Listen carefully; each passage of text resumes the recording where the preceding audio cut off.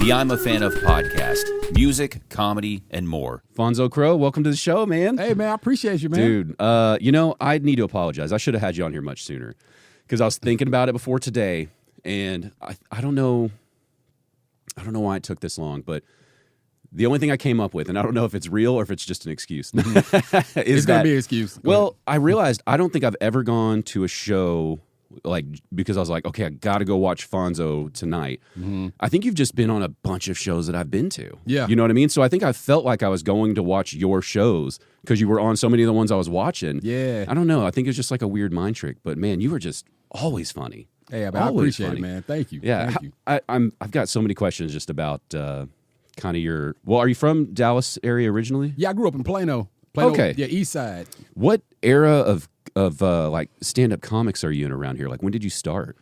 So do you want me to give you the real answer or the fake answer? No, the real one. Because the fake answer is like, man, just 4 years, man. No. Give me the real one because I can tell you've been doing it a minute. I just don't know how long. 13 years. That feels right. 13. Okay. So like, to be real with you, yeah, I could say like 15 years. Yeah. But I really wasn't in it. I had a couple open mics. Did you take a break or was that like at the start? Man, it was like at the very start. And then, like my son, I had like me and my ex had split up and stuff. And my son, I had custody of him. So it was hard for me to leave and go do shows. So I would do little open mics here and there. So right at the beginning when you were thinking about doing comedy, that's when that was going on? Yep. Ooh. So you got to make a choice, man. How close were you to just not doing comedy? No, because no. You knew you were going to get through this? Yeah. But it took about 2 years? Mm-hmm. Wow. What were you doing within that 2 years? Just hitting what you could or nothing at all? Nothing. Just writing. Just writing. Mm-hmm.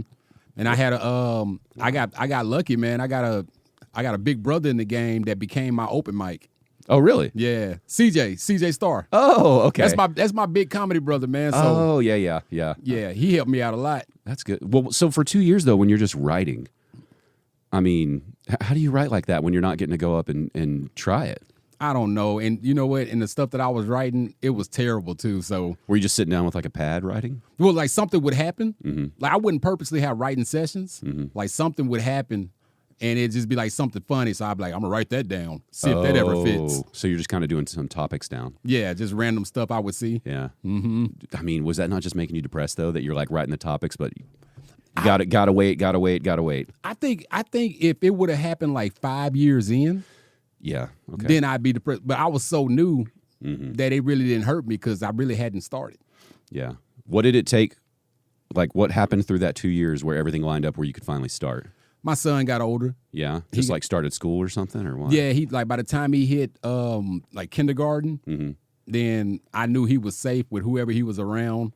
Yeah. Well, not that his mom is a deadbeat or something, but you know. I know. No, we have kids and we're together, and it's still difficult. Like time management is insane. Yeah. So no, when I see parents who are sharing duties like that, it's like you've got your personal lives. It's just hard to sync things up. And then comedy's at nighttime, and your kids are like trying to sleep in the house. Yep. So you got to find people to watch them. But wow, so once you did start, what was the open mic that you went to? So Backdoor. The original Backdoor. Where was the original? Because I'm real ignorant to. I knew the DoubleTree and I know the current location. That's where it was at, the DoubleTree Hotel. That was the original? Mm-hmm. Okay. At least when I started. Somebody told me I think there might have been another one before that. Yeah. But I don't know. Yeah. Okay. So Linda and Backdoor, huh? Linda and Jan, R.I.P. Dude, that's really where I officially got my start. I wasn't even supposed to do comedy. Really? Yeah. I had been watching comedy like all week. Yeah. Like for like a whole week, just all the famous dudes and stuff. And I told my brother, I said, dude, let's go to a comedy show. We never been to one. When you say you're watching them, you're going to live shows or you're watching on TV? No, on TV. TV, okay. Just TV, so you're just watching on TV, just getting inspired. Mm-hmm. Not even inspired. Okay. I'm just, honestly, can I say whatever here? Whatever you want. I was high to the motherfucker, right? So I'm just watching all these famous cats and just dying laughing. So I'm like, man, I've never been to a comedy show before. Let's go. So we went just as consumers of comedy. Mm-hmm. And it was an open mic. I didn't even know what an open mic was. Right. But it was Backdoor. And I was drinking Patron. And I was at the bar. And I'll never forget Byron Stamps. Byron Stamps, the old head comic out here. Yeah. And I'm drinking. I told my brother, I said, man, ain't nobody funny. Because I'm not there to tell jokes. I'm there because I'm watching. And Byron was like, well, shit, you think you funny? You go up. And that's how it, so I didn't have one of those childhood, like they told me since elementary. Yeah. Like, no. So that night you did it? Yep. Whoa. So he said, why don't you go up? And you said, fine. Yeah. Wow. Yeah, my brother was like, Junior, go up there and shit, talk about their ass. How'd it go? Terrible. Yeah. Because first off, I was drunk Yeah. on the Patron, and it's a clean comedy club. Yeah. So my first probably 30 seconds was, what's the deal, motherfuckers? I got the light immediately. I didn't even know what the light was. I'm like, what you flashing me for? Do you remember if it was Linda or Jan back there flashing you? It was Linda. Linda. Mm-hmm. Yeah. Yeah. Yep. So I think you're supposed to get like 3 minutes then when you renew. I got maybe 50 seconds. Yeah. It was terrible. What did you think of that night though? Because that guy called you out and you're like, fine, I can do it, and then you don't. Yeah. So when you're coming off stage, what's that like? Well, the thing is, I felt good about it because all I did, because I didn't have any material at that time, all I did was just did what I do like growing up. I roast people. Right. So all I did was go up there and talk shit. Mm-hmm. But it felt good because I heard myself on the speaker. And I liked the sound of that. And then someone came to me afterwards, like, how long have you been doing it? I'm like, Day one. my whole life. That's a pretty interesting start, man. Mm-hmm. You seem to still have a lot of that style though. Like every time I watch you, you feel, I don't know how much of your stuff is planned material and how much of it is you just being loose up there. It's so, You know, it feels honestly like it's 50-50 with you. I feel like I've seen you talk about so many different things on stage where I don't know. It's like, does he just have this deep bag of material, or are you just getting up there and just kind of freewheeling it?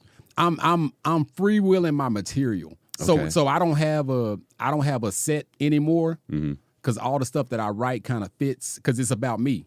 So all the stuff I write fits. So now, instead of trying to remember what's next, because I know that can backfire. When I try to remember what's next, if a joke doesn't go good, then I'll forget the next two parts of my set. Yeah. So now I just kind of let it come to me.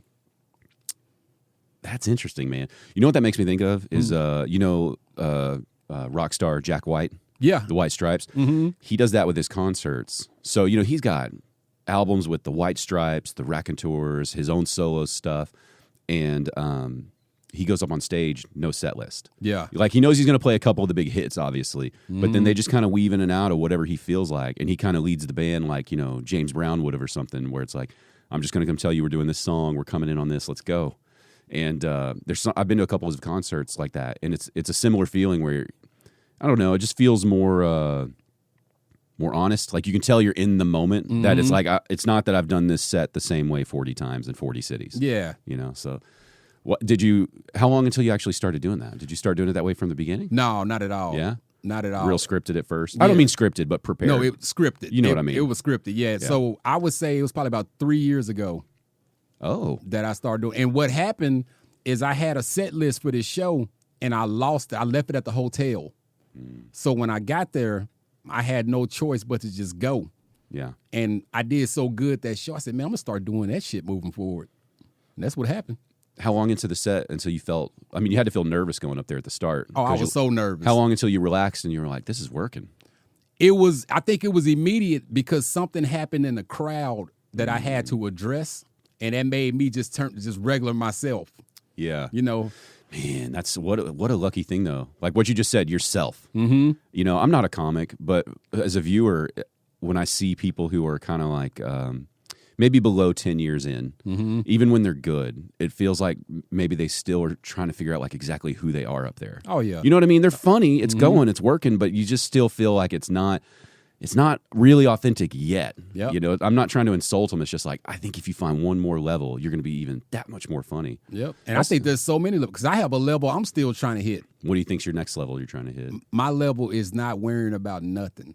Like what? So what are you worrying about now? It's not that I'm worried about anything. It's just that there's still like anybody that knows me knows that I'm always on. Like I talk shit. Like anything I see, I address it. Yeah. Like, that's just me, right? But still, when I'm on stage, even though I'm not sticking to a certain set list, I'm still sticking to being in that moment of just telling these jokes and hoping they work. And I just want to get to the point to where I don't care about nothing that's going on. If I see it, I'm going to call it out. Just being able to come up with a joke today and just not worrying about putting it in the right spot or trying to remember it perfectly, just doing it. Just going. Ooh, I like that, man. I like that. Well, I listen to these podcasts with these like famous comics been doing it 30 years. And they talk about things like that, exactly what you're talking about, you know?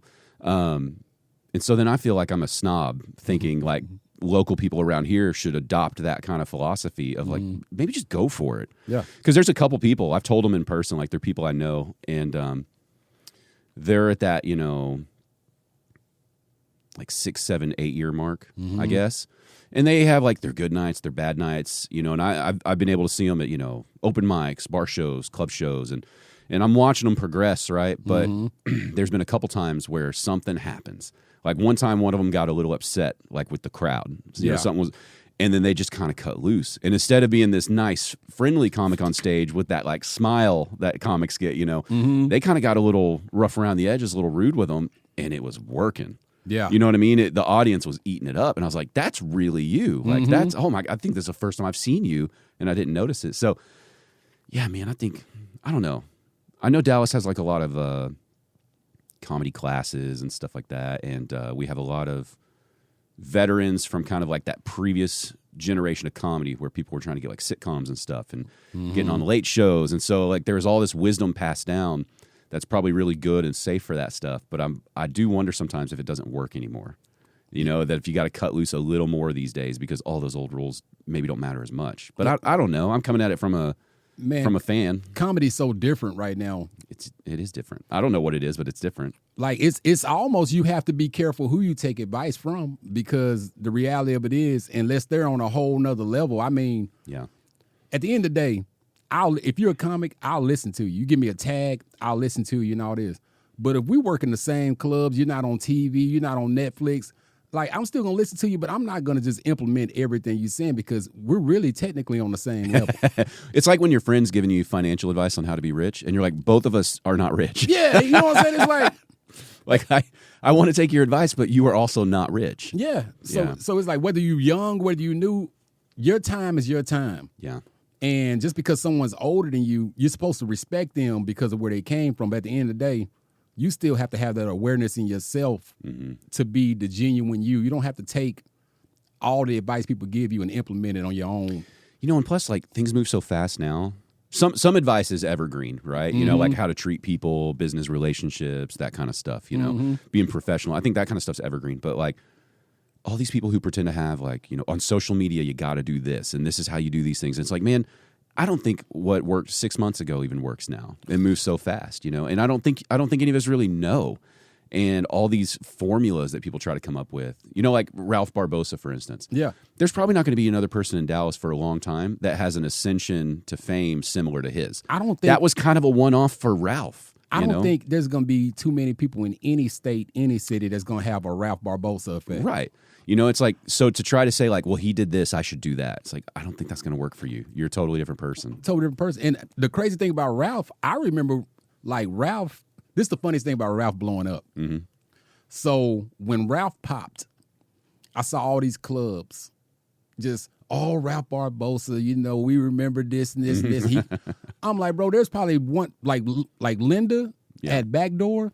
She should be able to post whatever she wants. There were other clubs that were bragging on Ralph, and I'm like, y'all didn't even have him featuring.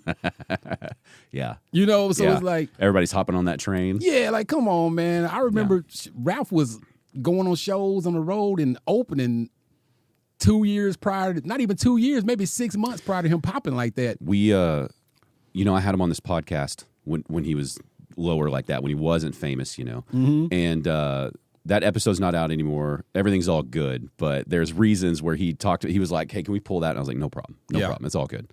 But I wish we didn't, because there was so much stuff on there where he was talking about, like, Rose City Comedy, for instance, when it was in, like, the cell phone repair shop before the guys who run it now are running it. And it's like, I wish more people would hear him telling that story of, like, you know, going to this place. I think the guy was selling, like, pizza by the slice to try to make more money out there, too. Not Ralph, but the owner of the cell phone shop club, you know, and so it's like he was still grinding like everybody else was. And to pretend like all the big clubs were like, oh, he was like number one here, he was our guy, you know. It's just funny. I love Ralph though, man. Like, he's a good dude. It's deserving. You know, I hope he keeps going. I hope he keeps on moving. And that's the funny thing, is that's why I tell, like, even the younger comics now, I tell them, just keep your head down. be respectful, and just understand, just because I've been doing it this amount of time doesn't make me any better than you. You don't know who's next. So don't be out here burning bridges. And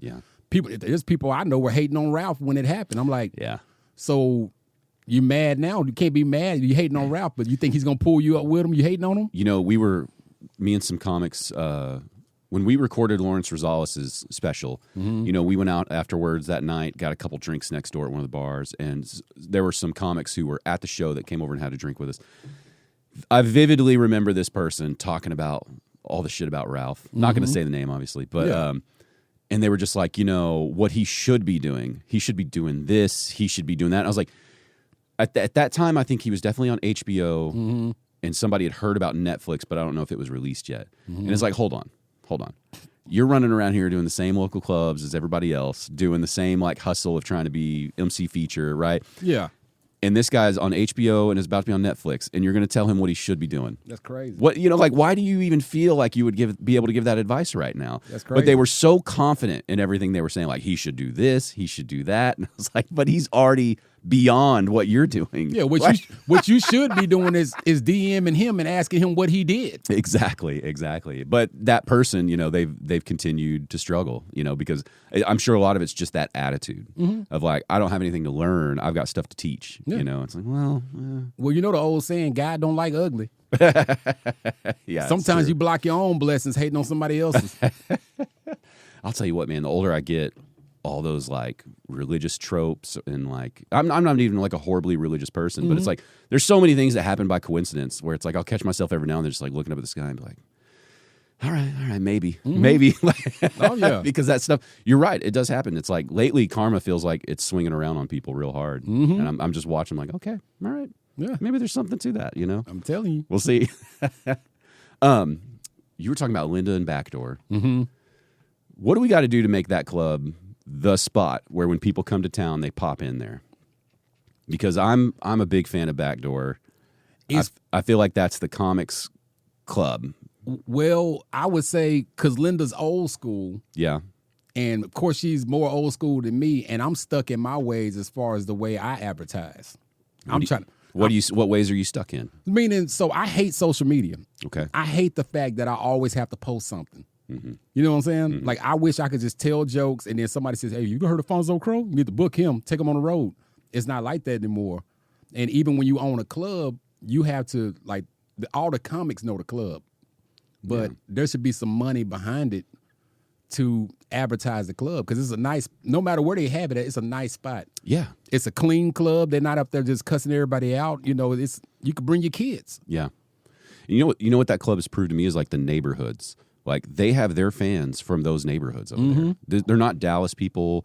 They're not, far north Dallas people. Like, they're not Frisco and all that. Yep. That little community is going to that club often. Yep. And so that kind of, like, seeing that, it's like, okay, so all these little clubs popping up everywhere else can do that same thing probably. It's real interesting. But I do feel like it just doesn't get the, like, it should be more legendary to the scene. Like, I feel like people outside of Texas should be like, oh, if you go through Dallas, you got to check out Backdoor. And I don't think they're getting that yet. But I think that's on us, too, as comics. Yeah. I think as comics, we should hype the club up more. Yeah. You know? Yeah, it's because I've heard so many people talk about that place. Like you just said, it's like they get their start there. They get some advice from the veterans or Linda there, and that's stuff that's really, helped them, pushed them forward. So I love Linda. Yeah. I was mad at Linda years ago. I'm not going to lie to you. I don't even know if I should tell them this, but I was mad at Linda. I was. Well, I mean, I kind of want to know, but if you don't want to tell, no, I don't care. I'm an open book. This is the truth. So this is what happened. So as I was, because comedy was different back when I started. Meaning, you might be 4 or 5 years in before you even work a club. Okay. You work 1 year in and then you getting weekend gigs. You might get lucky to get a Wednesday or something like that, but it was never, you weren't working Fridays and Saturdays and all that. It was always open mics for years. It didn't matter how funny you were. People recognized the improvement, but it was just like you had to go through the same things the old heads went through. So with Linda, I was there every week, every Thursday for a good amount of time. And Linda, she knows comedy for real. So she was like, some of y'all young folks, y'all are getting really good. I know y'all don't get to work on the weekends. So what I'm going to do is what's called a bringer show, where y'all are going to bring 5 people. You bring 5 people, you get 5 minutes. Okay. Right? I'm like, man, I finally got me a Saturday show. I'm excited. I had 4 people show up. They didn't let me go up. They couldn't give you 4 minutes. Right? I never forget that night. I gave my 4 people their money back and told them, let's go. And I'd never forget, I told them, I said, I'll never work at this club again. Did you, though? No. No? That was the last time you went there? I finally did. That was years ago. I finally did, like 3 years ago. I went back up there. Because Linda's good people, man. Yes, she is, yeah. But I really felt some type of way about that. Well, what do you think about that, though? Like the old, I think about it quite a bit, and I don't know which way is better or worse because, on one hand, it's good to give people these opportunities, right? Because you never know who's going to just kind of lock in and click. Mm-hmm. But then on the other hand, I'm from a generation where I do like a little bit of grind and struggle to see like who really cares and who really wants it, So like now, what do you think about missing the 5th person? Like, do you see yourself siding more with that logic back then, or do you still think like you should have let me up? No, they should have let me up. Yeah, okay. They should have let me up. I still had 4 people that came. Yeah, but what's one more? I can't make people get in the car. I didn't drive a white van. I didn't pick people up in a white van with no windows and say, come on, no. I brought who I could. Yeah. They could have gave you like 3 minutes, Man, they could have gave me 5 minutes. I would have paid for a 5th person that wasn't there. Well, what do you think about the old ways versus the new ways? The old man in me wants to hate on it. Yeah. But in reality, hate on the new way? The new way. Okay. But everything evolves. You got to just be real about it. Things change, and I'm actually happy for the new generation that gets to get to work at the clubs and they get the off nights at the improvs and all that stuff because we didn't have that, Yeah. So you think it's better that they're able to get those things, like they're not having to wait 3 years to do that? I think as long as they're ready, then it's okay because some people are ready at 2 years. Yeah. Yeah, we got a couple people in the scene right now that are not. They have not been in it very long, and they are really good. Mm-hmm. Yeah. Yeah. So I think if you're ready, I think you deserve a chance.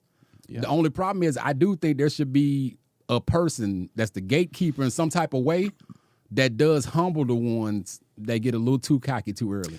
I think I would like to see people at each club just kind of take on that role and be known as like the, I'm kind of the one telling you like, hey, that set, it's not as good as your previous sets. Mm-hmm. Like if you want to keep it going here, let's because I do think that's one of the things in DFW as a whole that maybe we lack is just people kind of pushing you harder, saying, like you're capable of more, not pushing you out, just saying like, come on. You were better than that. Like, you look like you played sports, right? Mm-hmm. Growing up, that coach who's yelling at you, not because they want you to quit, but because they know you're better than this. That's the favorite coach, too. Right. Yep. That's the one you hate at first. You're cussing them out later, but then when you actually accomplish something and you know that it was because they pushed you, you're like, damn, they were right the whole time, And but like a lot of these comics, they don't have. A lot of them aren't like athletic background people, so it's like I don't know if they take that. I don't know if they see it the same way as like, hey, this is helping you, or if they're just like, man, fuck them, they're assholes, Man, I'm gonna tell you what I noticed with the younger comics, and I don't even think it's younger comics. I think it's just people in general. Everyone. So when you do comedy, it's easier to become funny. You might be funny before you get good. Like you could be funny and not be good, right? On stage, right. The thing that it takes a long time for people to get is self-awareness, and that's where young comics mess up because every young comic tells another comic, you killed it. Nonstop, you killed it. And if you don't have self-awareness, you're not able to leave that show saying, hey, appreciate it, but no, I need to change my shit. Mm-hmm. So they get stuck doing that same stuff, thinking they're really killing it. And then as an old head, I might see a young comic, and I might want to tell them, like, they might be like, oh, gee, how'd I do? I can't even tell them the truth because then behind the scenes, Fonzo hating. Yeah. No, I'm not hating, bro. You asked me how you did. That shit, you got good stage presence, but you're not good on stage yet. Mm-hmm. I think that's real important. Mm-hmm. I think because, like, one of our main clubs now, DCC, I like DCC. This is not, I'm endorsing them. Please go to a show there. But they have a heavy improv culture there also. And improv culture is all about that, right? Like, great job, pat on the back. We're all positive. And I think because DCC has such a big improv culture mixed in there also, and they have that positivity, and that's what they want. Maybe they love that. Maybe that's great. But I do think stand-up needs more realism. I think it needs more honesty of just like, I'm not telling you to quit. I'm just telling you you got better in you, or maybe that bit isn't the one. Yeah. And I know there's a lot of people who do take that advice, but, I see that. Like that Facebook group of DFW comics. Mm-hmm. Somebody posted in there once about their experience going to New York, and they got to be on some show where somebody popped in who was a little more famous, not like crazy household name, but a very like a successful comic. Mm-hmm. And so when they're coming off stage, and this comic's newer, like I think they got on, the equivalent of like a bar show up there or something because they have some friends maybe up there. And the more famous comic felt like they had a bad set. They're coming off stage. The newer comic from here is like, you killed it, great job. And they got their feelings hurt because the more professional comic who'd been doing it longer was like, we don't have to do that. Yeah. Like I know what my set was. Yeah. We don't have to do this. This little, oh, you're great, I'm great, we're all great. Well, they got offended by that. They were like, that's unprofessional. And it's like, no, I think that's a more experienced person showing you like, yeah, that's it's fine to have a bad set. Let's not celebrate it like it was great, Yeah, that's somebody that's older than you that's been doing it, that's telling you you don't have to kiss my ass. Yes, yeah. Well, they took enough offense to it to go and write something on Facebook about it. It's like, just learn the lesson. Yeah. You don't have to say anything about that experience. See, and that type of Facebook post will be what keeps you from getting booked with other shit. Right. Like, no, that's just take it for what it is. If you want to call one of your homies that does comedy with you and tell them, hey, man, let me tell you what so-and-so, that's fine. But to make a whole post about it, right? We see it. Yeah, because you're hoping everyone else is going to be like, oh, they shouldn't have done that. They should have done this. Like. You're trying to feed your algorithm with this stuff. And you know who's going to agree with you? The people that are on your weak-ass level. That's really all it comes down to. Yeah, you're sitting in that echo chamber. Yeah. Yeah, it's interesting. I feel like I've learned a lot, but I've got a lot to learn. But just being a fly on the wall around these comics, listening to these conversations, meeting them here on the show, and just kind of seeing all the different approaches. But I tell comics all the time, like when they tell me, man, you killed it. Like, bro, I appreciate it, but I didn't. Unless I get a standing ovation, I didn't kill it. I did good tonight. So that's like kind of your metric, is you want a standing ovation. I need a standing ovation. Other than that, I know I can hear the laughs. Because me, when I perform, I work all three sides of the room. Yeah. I see what's going on. I know if I killed it and me just getting some laughs, I need somebody to fall out of a chair. Well, let me ask you this then, because you've been, for the last, like 3 years now, you've been experienced with more of that kind of free flow mixed with your material that you know.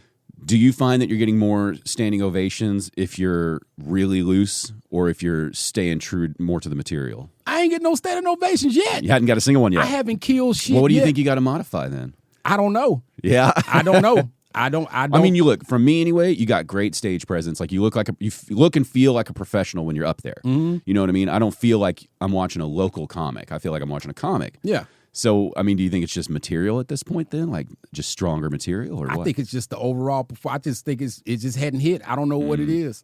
I don't know what it is. It's just it's gonna happen. Yeah. I got a 5 people standing ovation. That's a start. I got 5 people. They were spread out too. And they did it at the same time, so it felt good. Listen, if it was the only 5 people at the show too, that was the whole room. Oh man, it was. So you had the whole room up. Yep. Including me, it was 6. Including me. Yeah. Well, I mean, still, that's got to be exciting though. 5 people feeling like they got to stand up for you. That's a start. That's a start. Yeah. When was the last time you really bombed? Every time I've seen you, you've had a pretty good set. No standing ovations, but I mean, you've got people are laughing, people are having a good time. So my funny. So this is the one time because sometimes I think bomb gets overused, right? In the words of CJ, it's not necessarily that I bombed recently, but I have left a suspicious package on the stage. That's what he calls it. Like we do that all the time. Like we'll be at a show and if somebody will be up there bombing or coming close to bombing, like CJ, if one of us will send like a picture of a package. But it's just suspicious. But no lie, I could tell you when I officially bombed. Okay. And this is the day I learned I had a crutch.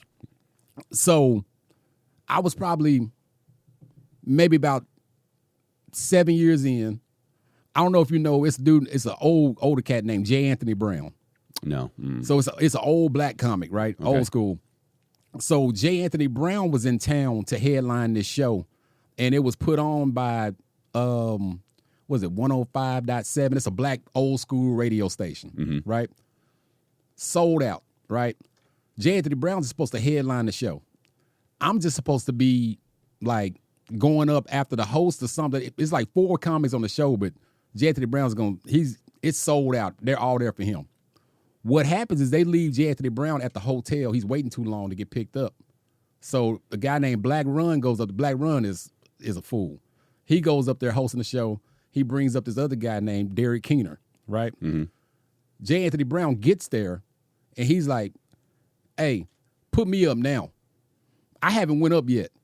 He said, put me up now. This motherfucker destroys the stage.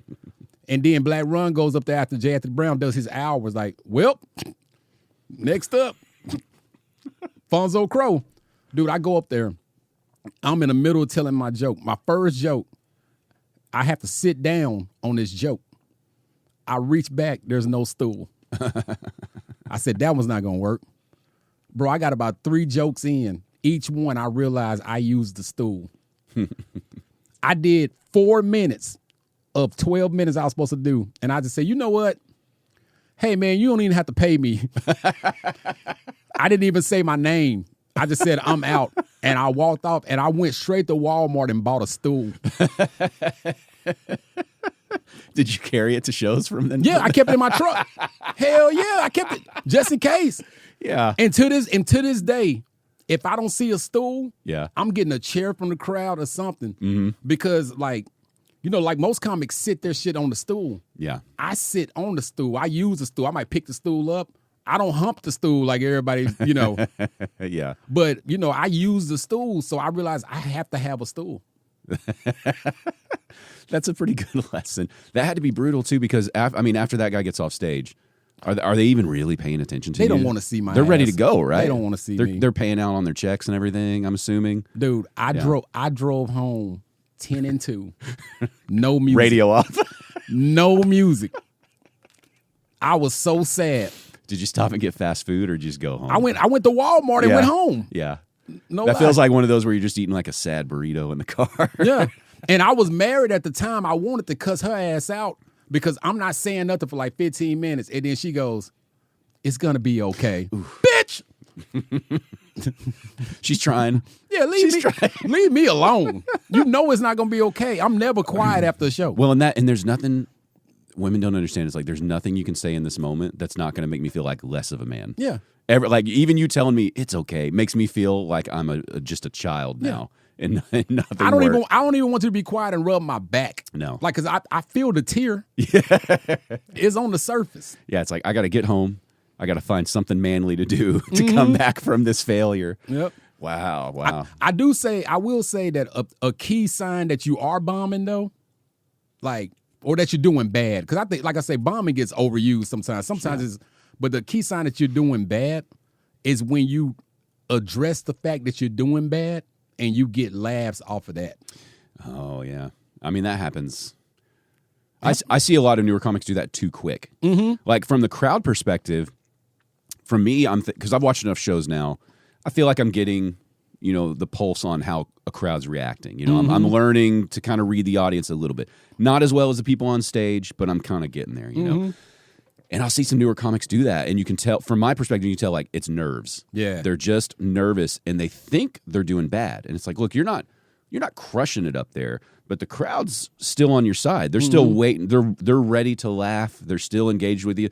But because the laugh wasn't really big right at the start, they start going to that self-deprecation of like, oh, well, sorry, I suck. This sucks. Yep. So, and it's like, no, I think if you just locked in for 1 or 2 more jokes, you got them.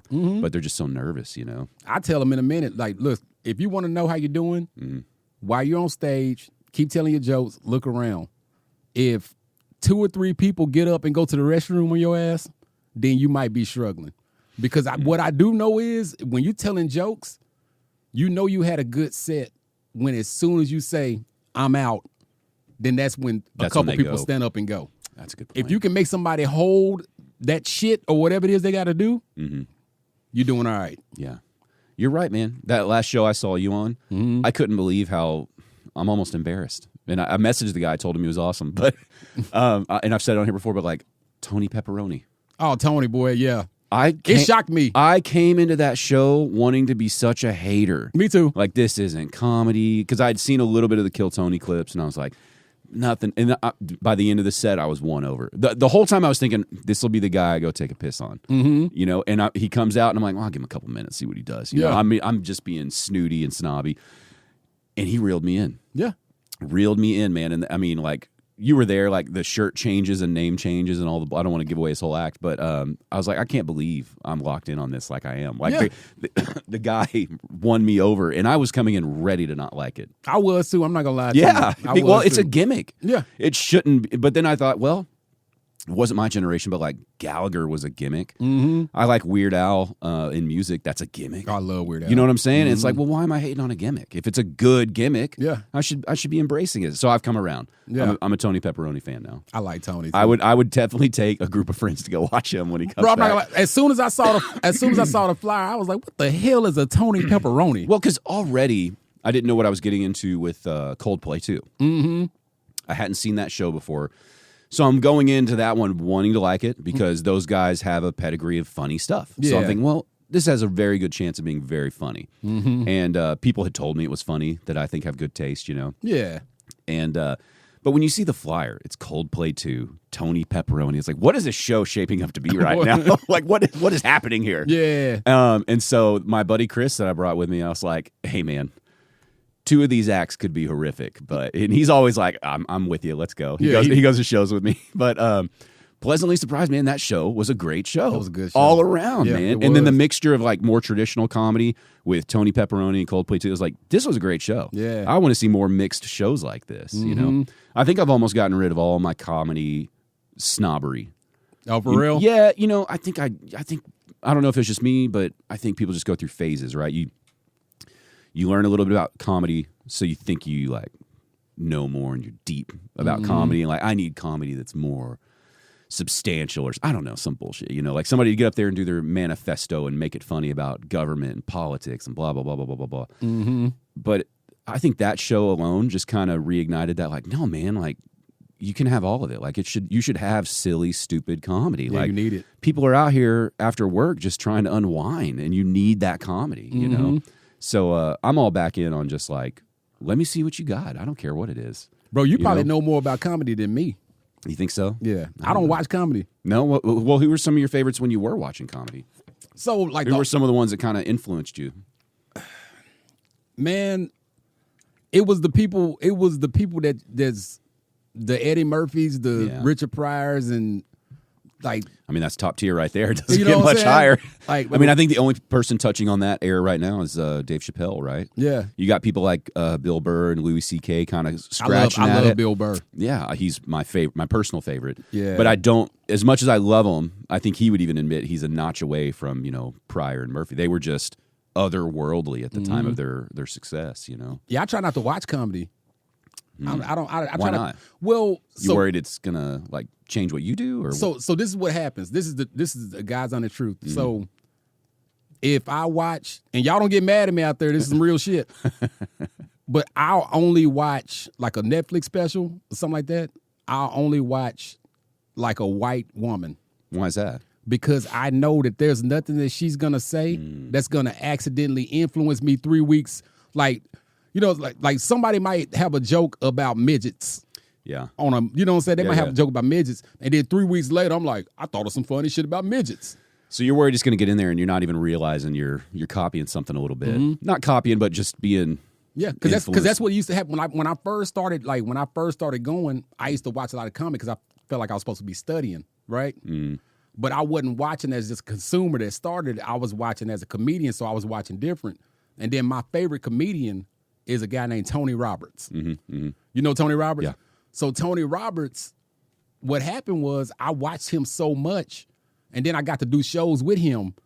And then it got crazy because I watched one of my videos one time, and I'm like, okay, bro, you're starting, your cadence is starting to sound like Tony Roberts. So I had to just cut off anybody that pretty much all black comics, I stopped watching them. I'll watch them at the show. I'll go to the show if I'm there. Yeah. I'll watch it. But on TV, so-and-so got a new Netflix special. Nope, I'm good. Well, when you're only watching exclusively white women, has anyone just blown you away? Can you think of somebody who really stood out where you're just like, damn? I didn't mean to put you on the spot. Hey, cut this part out. I don't need white women mad at me in Dallas.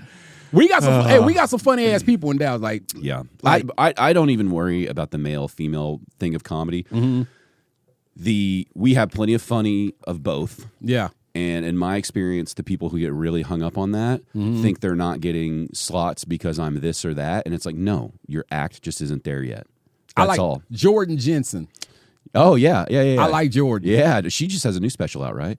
What's the name of that? I wish I knew it right off the top. It just came out like a month or two ago. Don't ask me, bro. My memory ain't shit. Yeah, but you know what makes her great is just she's real. She talks about stuff that could only be from her perspective. That's it. Because her life just has all these weird angles. And I've tried to talk to a few people here that play it safe that I feel like I'm on this level with where I'm like, you got to get deeper because your life is insane. Yeah. And you're not talking about any of that because I guess you feel like it's going to look like a blemish, but you're in comedy. That's what they want to hear.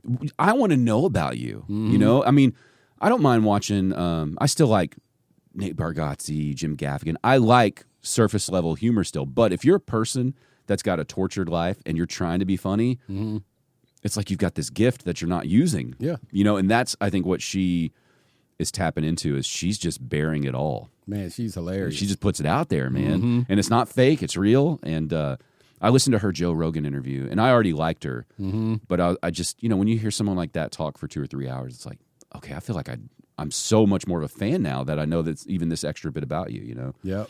Yeah, she's great. She's cool, too. She gave me a hat. I appreciate the hat. Oh, really? I wear that shit all the time. Nice. Well, I mean, it's just proof. Like, if you're funny, you're funny. You're funny. That's it. That's it. Nobody cares, man. And once again, white women, I apologize. I wasn't trying to say. There's a lot of y'all that's funny, but he put me on the spot. I get it, though. I mean, some people have asked me just doing this podcast and stuff. They're like, well, when are you going to do stand-up? Everybody thinks I want to I'm going to do some open mics soon. But that's kind of my perspective is I don't ever want to step on that stage and change my my viewpoint of comedy. Yeah. You know, once you're on that side looking out, you don't see it the same. You know, and I like staying on this side, even though I get behind the scenes a little. It's like, no. I want to be a fan. I don't want to think about too many of the inner workings. It's like, it's fine if I hear you talk about it. Yeah. But I want to always kind of wonder what's going on and be a little out of the loop. You need to open up a comedy club, man. You know, we have ideas. We have plans. We need to, I need to learn the lessons I don't know I need to learn yet. You know what I mean? I'm patient. There's probably a lot I need to know that I don't realize yet if I want to do it right. And then the other part is just money, which is just, you know, we're setting things away. We're working on stuff. But I'm not gonna push it right now. I'm enjoying filming these specials. So like we released Lawrence's, we're recording Michael Pasvar's December. Yeah, so that'll be out early 2026. What do you got? 30 tickets left? That's it? It was 34 yesterday, so I think it's gonna sell out. So we're pretty excited about that. And then I think what I want to try to do in 2026 is find people who have, you know, 5, 10, 15 minutes of material that they either are ready, like they're proud of it, it's good, but they're ready to either let it go. It doesn't fit in whatever act they're building as like a 45-minute or hour set. You know, because I think everybody has these odds and ends that as they progress, they just can't stuff them in anywhere. Yeah. So I think I'd like to try to maybe put on like a showcase style show with the intention of recording, you know, like 6 comics in one night and letting them release 10 minutes on like my YouTube. Something that they're ready to like, I mean, they can perform it anytime. They don't have to burn it, but I would hope it'd be something you're kind of ready to get rid of. Yeah. You know, and that way you're not burning the material that you're working on right now, but you have something that you can promote yourself with. I think that's going to teach me a lot of lessons that I'm not aware of yet, just that experience. Yeah. And I think I just need to keep doing things like that each year until I feel like, okay, I know enough of the inner workings. I'm not going to sit on the sidelines until I'm perfect, but I can tell there's a few things I don't have a grasp on, and if I did it now, I would probably do it poorly, you know? Well, when you do it, let me know. Because I got my first joke book. Oh, yeah? That first book, that's where my ideas were fresh. Yeah. Because, you know, when you first start writing, well, maybe it's just me. When I first started writing, I wrote everything I thought or saw that was funny. But then when you start actually getting good at it, you get away from that shit because you start writing to a certain style. That book there, I tell every comic that original book, that book right there probably has that heat in it. I'm for real. Well, have you went back to your original book? I can't find it. Oh, I know stuff that's in it. yeah. But you want to see it. You want to read it. Yeah, because I know half of it is stupid. But my life was at a different place then. Mm-hmm. No telling how much gold stuff I got in that book. Well, and just having a more mature perspective Yep. of just you're going to look at this guy in the past, knowing what he went through, being able to see, oh, dude, you thought it was this, it was that, and maybe you can work it into something. That's exciting. I think that would be pretty fun. You got to find that book, man. Where is it? I'll find it. Got it in a box somewhere in a storage unit, or what? I think it is in my storage, but I'll find it because now I know how to structure a joke. So all those ideas, now I would know how to put it together and be able to take all of them. Because it's not like I never wrote. So with me, I don't write. This might sound crazy. I don't write jokes in the sense of, hey guys, let's get together and come up with some jokes. Yeah, I've never done that. There's stuff. Everything I say on stage is something that I either saw happen or something I experienced. It's all real. Now, of course, to make it hit, you gotta expand on it a little bit more. Yeah. But yeah, so all my shit, man, I have so much shit in the original book. Man, I gotta pull it back out. I'm telling you. Because like I said, I was married then, going through a divorce, and just having health issues and being fat, then getting skinny, and there's so much stuff going on in that book. Yeah, and when you're in it, you think you're seeing it clearly, but I bet now, from a 30,000-foot view, you would see it in a totally different light. Yep. That'd be pretty interesting. Well, you got to start digging, man. I'm going to find it. You got to start digging. I'll find it. I think I know where it's at. You know how everybody puts on like themed shows? Maybe that's one of the shows you put on is where people find that old material and the stuff that just didn't work. Maybe they just do some sets like that where you can just laugh at how bad it was, and like you're going to find the good stuff, but then you're going to find that stuff is just horrific anyway, and there's no saving it. But I already know somebody's going to cheat. Sure. Somebody's going to cheat. I wrote this back in 1996. Like, no, you didn't. You wrote that yesterday. Yeah. We're going to need you to bring the book and then scrape the dust off of it. Yeah. Open it up and show us. That actually would be cool. Yeah, wouldn't it? Mm-hmm. I mean, because, everybody thinks, my ignorance, like when I first started going to live comedy shows, you just think, I think like, oh, this is just somebody who's just been funny forever. Yeah. He's just one of those funny people, And then the deeper you dive in, you're like, wow, they're all like pretty bad at the start. None of them are really that funny. There's only a few people who are funny right at the jump. Mm-hmm. And, that's, I think, kind of what brought all of this podcast around was just appreciating like, damn, you have to fail so much to become funny for the average person. You might get a little laugh here and there, but it really is at least, a year of not much success. And when I say success, I mean just laughs. The laughs, yeah. Just getting a couple laughs. I don't even mean money or anything. Just people going, oh, that was funny. Yeah. Because your first year, you will spend that whole year saying, joke, joke, joke. Yeah, that shit crazy. Y'all look good tonight. Where y'all from? Y'all together? Cool. Yeah, man. But I mean, I'm glad the curtain's been pulled back that much because now it's like I have a whole new respect. And now you'll see people who aren't huge comedy fans and they're just like, they sucked. And it's like, they're right. That wasn't that funny, but you're like, man, if you only knew how hard they worked to suck tonight. Yeah. Real tough. If you only knew how much was riding on this show for them and that like, this is really painful for them. Like they came in here wanting to be so funny and it did not work out. Yeah. Some people just try too hard, man. But it's show business, right? Yeah. Like that's the way it is. Yeah. I think the goal should be at the end of every show, getting at least one dude to come up to you and tell you that he's thinking about doing comedy.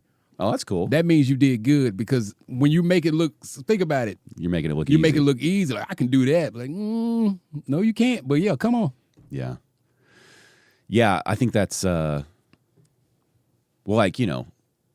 jobs, it's like you're funny at work. So you're thinking like, I could do that. It's like, man, this is two different environments. These are people that know you. They know your personality. They're already kind of on your side. They're giving you polite laughs. Bro, that's why black rooms are so hard. Oh, really? Oh shit! What do you mean? How many black shows have you been to? Like where like the room is just all black for the most part. I'll say this: several, but the I've been told, I haven't been there yet. I've been told the Arlington Improv is like our black club. It is the black club, yeah. I don't know why. I still haven't made it there, and I gotta fix this. I gotta go to a show Racist. there. It's probably that. No, no, but plenty. I mean, and there's a different feel, but I haven't really pegged it down. When Trey Mack was on here, we were talking about it a little bit too. Like it's black. So the funny thing about black shows, and I recommend any comic to go do black rooms, because if you want to get tough skin, yeah, that's where you get it. Anywhere else you go, once you did enough black shows, any other rooms you do, you're like, all right, shit. This, even if I bomb, it ain't gonna be that type of bomb. Because black people show up like this. Okay. Black people don't show up like, honey, I'm ready to go out and have a good time. Black people show up like, I spent this money, these motherfuckers better be funny. And half the time, they're sitting there thinking, I'm funnier than this motherfucker right here. Yeah. So it's hard to get them to laugh. Well, and a couple of them might be. Yeah, they might be. A couple of them might be, you know? But when you get those laughs from that room, it's a different level of laughter. Yeah. Who's the white guy that does black shows? Gary Owen. Gary Owen. A bunch of his clips have been coming into my feed lately. And like, he's a pro. He's been in it forever, right? I was a kid. Okay, yeah, that's what I'm saying. Like, there's no doubt that man is extremely funny. Yeah. And that the black community finds him extremely funny. And he's got clip after clip after clip of people still trying to heckle him. Yep. Like, not funny enough yet, Gary, and then he'll go after him, you know, and show his strength. And so it's like, if that guy still has something to prove when he walks in, I could see that being tougher. Yeah. Hey, I read something. I don't know if it was in that comedy group or if it's just a random Facebook post. But there was a group of just black comics talking about, how did they phrase it? Because they used the word I can't say. Oh, no, you good. Nobody's going to fight you here. But they said something along the lines of like, they were talking to the other black comics like, how do y'all feel when black comics act more like an N-word in front of white crowds? Do you know what they're talking about? Okay. Because that was, I was like reading comments, but I was like, I don't think I really know what this means. So this could mean a couple things. Okay. I wish I could read that so I know exactly what they're trying to say. Let me see if I can find it while you're talking. I'm not trying to be rude. I just want to find it. But go ahead. So there's this thing in comedy that's called, it's not even really in comedy, in life. There's pandering. Yeah. Kind of like, what's his name? David Lucas. Yeah, I say names. I don't give a fuck. Okay. Because what's meant for me, I'm going to get anyway. So like David Lucas. David Lucas is one of those comics that he does what most black people don't do in a room full of white people. Number one, if it's a room full of white people, we don't use the N-word. Okay. We don't throw it around, right? Just for multiple reasons. But then on top of that, he talks a lot of comics like that, they get around white people and try to entertain them by talking down on black people. Okay. You feel me? Yeah, maybe that post felt like that was a little more of what maybe they were getting at. Yeah. But I was kind of in the dark on it. I think they used to call it back in the day shucking and jiving. Okay. That's what I was leaning towards. But I mean, do you see a lot of that? Or is that kind of a... No, they do it. Yeah. They do it. It's most of the black comics that I see doing that now in this day and age, those are the ones that are regulars with Tony. Gotcha. It's a lot of that shit in Austin. Gotcha. Yeah. Like, I'm going for this outrageous, like, oh, I'm going to say the stuff you didn't think I was going to say kind of thing as a black comic. Yeah. Yeah. And sometimes it's funny, but a lot of times you're getting fake laughs because when you got a crowd full of white people and you saying N-word, this, and this, like sometimes they're laughing like, okay, are we supposed to laugh at this shit? All right, let's laugh. There's a newer comic that I was watching where I saw them about a year ago, and they were really more to themselves, right? And then I saw them like a year later, and they're still funny, but it felt like there was a little more of that. Like we were at the what show was it? It was a smaller room, wider crowd, but it was like a younger, more conservative white crowd. Yeah. Okay. And it felt like they were doing a whole lot more of that, like shit, like that kind of stuff. And it's like, this isn't you. Yeah. And it's like, are you putting this on, or is this just like a new way you're taking your act? You know? And I was like, well, But what I didn't like is they were getting a lot of laughs, but it was like cheap laugh. Mm-hmm. You know what I mean? And I was just like, this isn't. So it's like, I mean, I guess you're getting laughs. You're doing what you're supposed to do. But that, again, I'm going back to being snobby again, where I'm like, but I just know you got better material than that. But at the same time, it's like, are they laughing with you or are they laughing at you? Right. You know? Yeah. That's where like my kind of like, ugh. It's like, is this good comedy? Or like you just have an off night and you're doing what you got to do? I don't know. So it's like I don't judge, but it's like I know I've seen you have a worse show, but with better material. Unless he's gotten to that point to where now that he's probably been doing, maybe he's been doing it longer to where now he's snapping into to his regular self. Maybe that is them. But that's a good point. That could be it. Mm-hmm. You know, that's my favorite. We'll see. I mean, I'm gonna end up seeing this person in another 6 months or a year, and we'll see where it goes. He's gonna be talking totally different. So yeah, guys, I was thinking. I'm like, what happened to him? What happened to the shit? Yeah, it's Kenny Lee. He gets up there and just drops the N-word over and over. Bro, you know Kenny's pants length don't let him do that.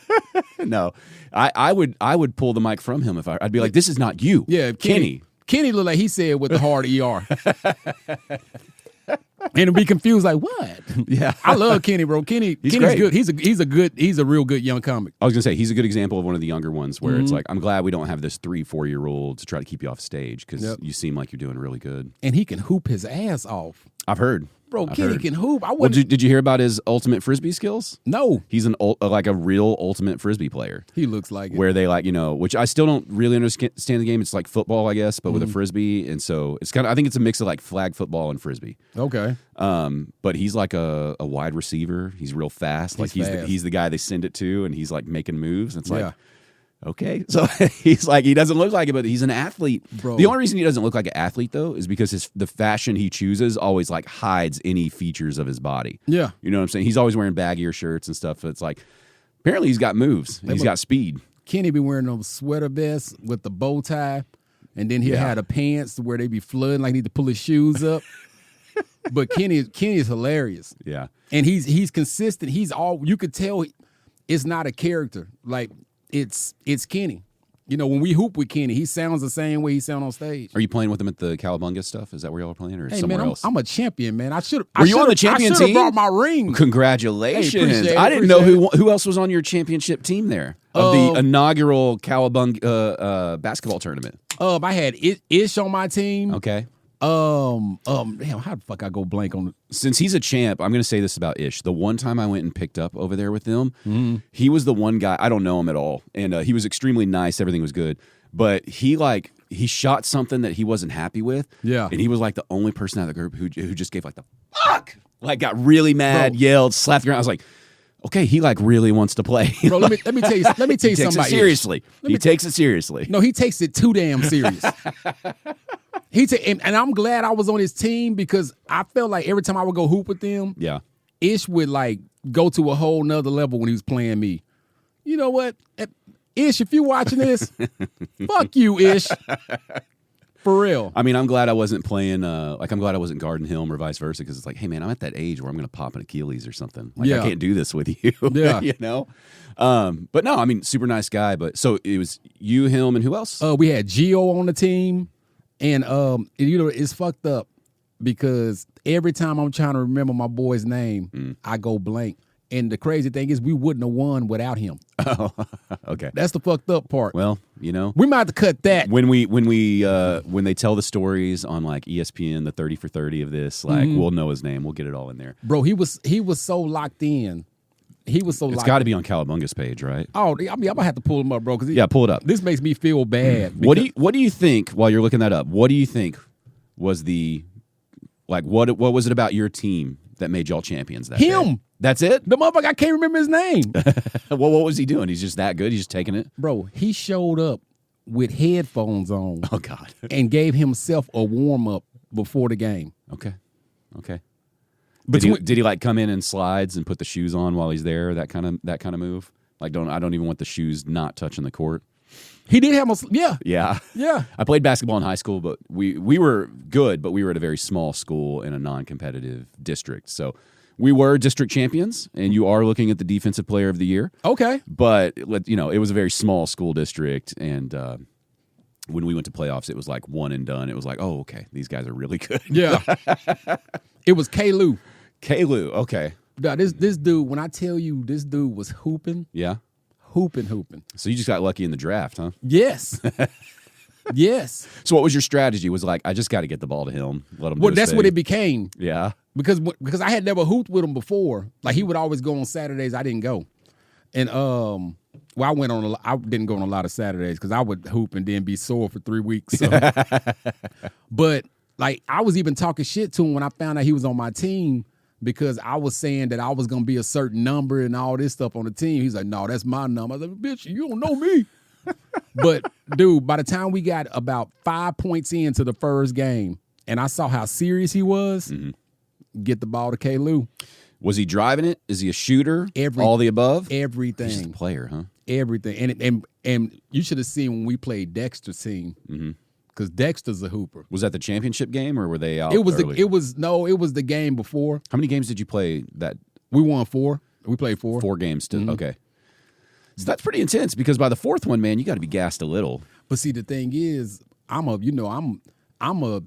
to pass because my shot was off. Yeah. Like, I made a couple finger rolls to try to find a shot, but my shot was off. But between Ish, like my squad, we were rebounding. Me and Gio, we were rebounding and setting picks and shit. Yeah. We were playing. You're letting them, yeah. Well, because I don't know the other guy, but when I was watching Ish, at least, it's like he's moving. He's trying to create space. He's trying to cut in. He's moving. Bro, Ish and it's is like, crazy. I don't have that much energy. I'm sorry. I'm so sorry. I got to go back home to kids. I got to save a little energy here. You know? Ish is crazy, though. Yeah. Well, is he a newer comic? I can't remember. No, I guess everybody feel new now to me because I feel old. But no, I think Ish has probably been doing it. Ish got to be +5. Okay. Well, and that's like the problem and the great thing about like this local scene is there's just so many people on the list. It's like I got to keep going to more and more shows because right when I feel like I've seen every corner, there's a whole group that I haven't even watched yet. Bro, we got some heat out here too. I like it, man. I like it. I'm learning. I don't like what the older comics have said, but I'm starting to see it more, which they're always like, we don't have the industry. We don't have the infrastructure. And I used to think, that's bullshit. But really, that is a little bit of the problem. Yeah. Is that that's why I'm thinking about doing these showcase style shows next year to record some stuff, just to be a piece of that infrastructure of like, if you're trying to work at clubs out of town and you got something on the line that you can go, here's what I've done. Yeah. Maybe that's a piece of the puzzle. But it's going to take, 10 other people doing similar things here. And then, more people who maybe you're comics or maybe you're people like me who just enjoy comedy. It's like, maybe this is your way to wedge in and be a part of this scene is like, are you a videographer? Are you a photographer? These are things that all these people need here. Yeah. And I'm starting to realize what the older comics in the scene were saying is at least partially true where yeah, we do need that. Like so many of these funny comics don't even have headshots. And it's like, man, if you just had good headshots, if you just posted your shows a little more consistently, but that takes money and time of like, well, I've got to have new pictures this year because I've been using the same one for 4 years now, you know? And it's like just having the means to kind of keep everything fresh like the scenes on the coast do, where they're always making a move. So, I'm going to try to do my little puzzle piece, see what we can do, but I think there needs to be, 10, 15, 20 other people offering those types of things. And I think another thing that I think needs to happen is these little young comics right now, they're so hungry and they're so caught up on the times, the waves, like the social media stuff and the promotion and all that stuff. And there's a bunch of funny younger comics. The older comics, a lot of them, it's a lot of bitter ass older comics. And with Dallas being such a great city with comics, there's too much. Who gives a fuck about what we went through versus what they went through? Yeah. Who gives a fuck? We need to team up with the young comics. We're good on stage. They're good on stage, but they're also good at the shit behind the scenes that we need for exposure when it comes to social media and recording and all that stuff. Bro, let's just link up. But see, that's your background in sports. That's a sports mentality. I've got strengths and weaknesses. You've got strengths and weaknesses. Let's figure it out. Yeah. It's like I think everyone's favorite Mavs team was the championship team, right? Mm-hmm. That team on paper should not have had a championship, but they figured out how to make it work. This person's great at this. This person's great at that. Dirk's obviously the key, but they knew, like, okay, we can work the whole thing as a true team. You're 100% correct. Like, there's some veterans in the scene that I think are hilarious. Mm-hmm. And I don't even know if they're bitter, but they feel like they're just ducking out. Like, well, game's changed. I don't know. And it's like, whoa, what are you talking about? You can be funny until you're dead. Like, you can be, this is one of the few professions where you can be 80 years old up there and doing it and killing. Yeah.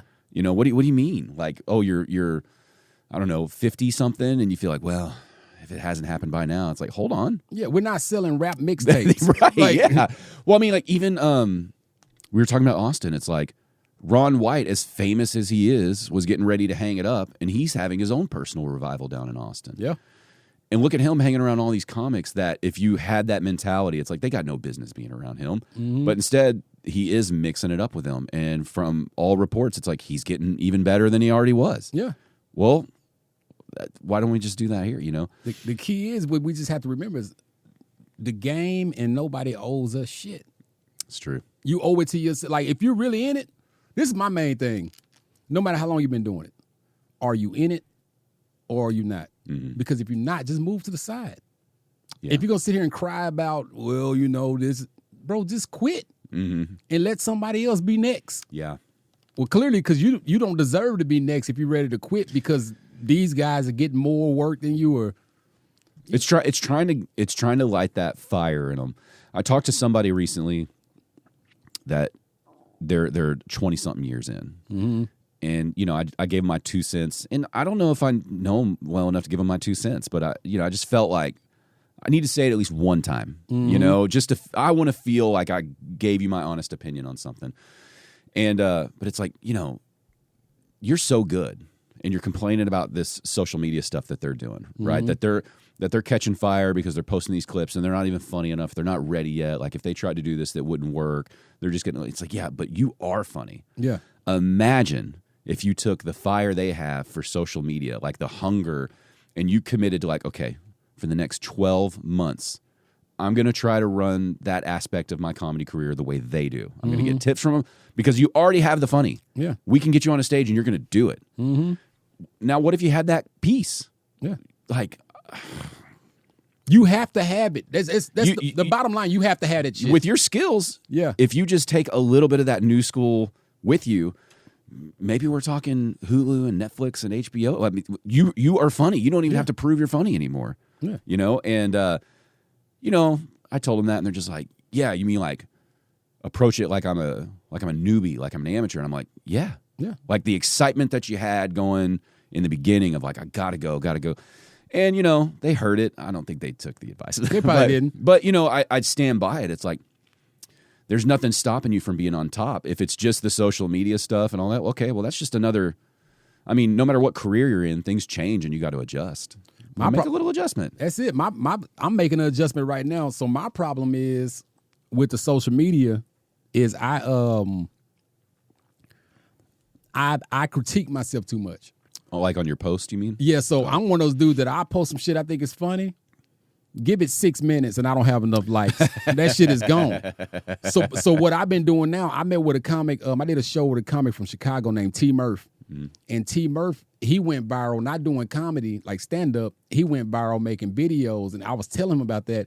He said, dude, you got to just post the shit. Don't worry about what people think, because the people that know you already follow you because they know you know, they think you're funny. So he went viral because his kids got in the car. It was like 110 degrees outside, and they were getting ready to go somewhere. And both his boys got in the car wearing like the damn hoodies and all that shit. Yeah. So he just started recording them. Was like, y'all look at this shit, this, and that's what made him go viral. So now I'm trying to get to a point where instead of me because I don't want to post my comedy anymore. Yeah. Like, you don't have to. I don't want to post comedy. Mm-hmm. So now I'm just trying to work on putting skits out and not worrying about what people think about these skits. I think it's like everything, man. Like, do what sounds fun to you. Mm-hmm. Just do what sounds like fun and put it out there. And who cares? You know, I mean, there was this autistic kid. He's probably a middle schooler. Mm-hmm. I don't know how I came across his page. I don't know what happened to my algorithm. But Tylenol. Yeah. His whole autistic tick was that he enjoyed watching businesses turn their lights off at the end of the day. Okay. Okay? Yeah. So he would go to Cabela's or Walmart or something, and he'd stand in the parking lot, and he'd just be like, hey, I'm so-and-so, and we're here in front of Walmart, and any second now, they're going to turn the lights off.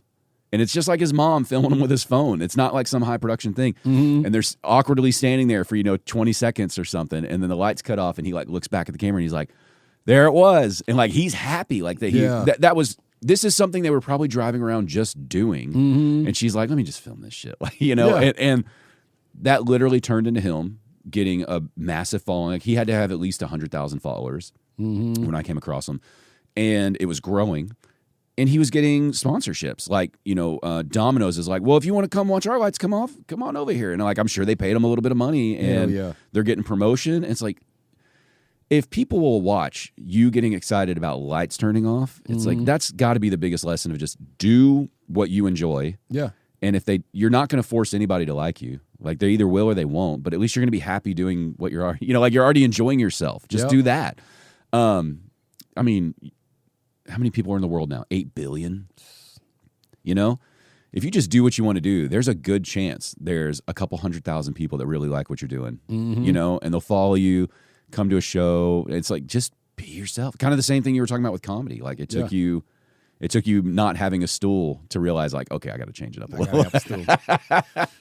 I ain't gonna lie. But I see it on your page because, like, even recently, like around Halloween, you're doing skits with that kind of stuff, and it's like, I think that's the way to go, man. Lawrence, he was talking about, Lawrence likes to read. And he's like, it's not even comedy, but I just want to do like book recommendations. It's like, yeah, that's what you should do. Yeah. You should do that. There's plenty of people to read. Yeah. And it's like, if that's what you get excited about, yeah, man, tell them about the book you read and be nerdy about it. Get honest with it. Like, whatever you're into, go for it. And when those people are like, oh, he does comedy also, maybe I'll go check out the comedy. Yeah. Maybe they won't, but either way, like, it's your page. Like, have fun with it. Yep. What do you care what everybody else is doing and like what you should?